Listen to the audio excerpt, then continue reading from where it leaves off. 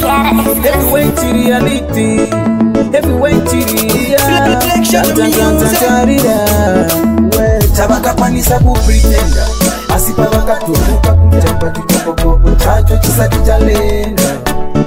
Heavyweight reality, variko kungoma vatutsinzwa sango vaida ndivaiwe neminzwa mafanzi anofara ngoma vazoridzwa chingoti yatovatanakidzwa. Variko kungoma vatutsinzwa sango vaida ndivaiwe neminzwa mafanzi anofara ngoma vazoridzwa chingoti yatovatanakidzwa. Ndaisaziva mnondidawo lorwa mwandiratidza so mangoma ndichakupaisamo chauya nasamero wekublack shard nekuti imimi nondiwidza pamberi pevanonchorobodza kudadisa vanondida vanotokururudza kana ndavhendekerwa nzira ndaratidzwa ziyade wanoda kwete variko kungoma vari kutsinzwa musango vaida ndivaiwe neminzwa mafanzi anofara ngoma pazvinoridzwa chingoti yatovatanakidzwa. Variko kungoma vari kutsinzwa musango vaida ndivaiwe neminzwa mafanzi anofara ngoma pazvinoridzwa chingoti yatovatanakidzwa.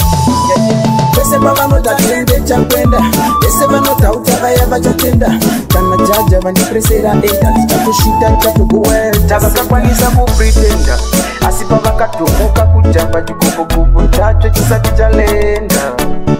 Heavyweight reality, variko kungoma vari kutsinzwa sango vaida ndivaiwe neminzwa mafanzi anofara ngoma pazvinoridzwa chingoti yatovatanakidzwa. Variko kungoma vari kutsinzwa sango vaida ndivaiwe neminzwa mafanzi anofara ngoma pazvinoridzwa chingoti yatovatanakidzwa. Ndaisaziva mnondidawo lorwa mwandiratidza so mangoma ndichakupaisamo chauya nasamero wekublack shard nekuti imimi nondiwidza pamberi pevanonchorobodza kudadisa vanondida vanotokururudza kana ndavhenekerwa nzira ndaratidzwa ziyade wanoda kwete variko kungoma vari kutsinzwa musango vaida ndivaiwe neminzwa mafanzi anofara ngoma pazvinoridzwa chingoti yatovatanakidzwa. Variko kungoma vari kutsinzwa musango vaida ndivaiwe neminzwa mafanzi anofara ngoma pazvinoridzwa chingoti yatovatanakidzwa.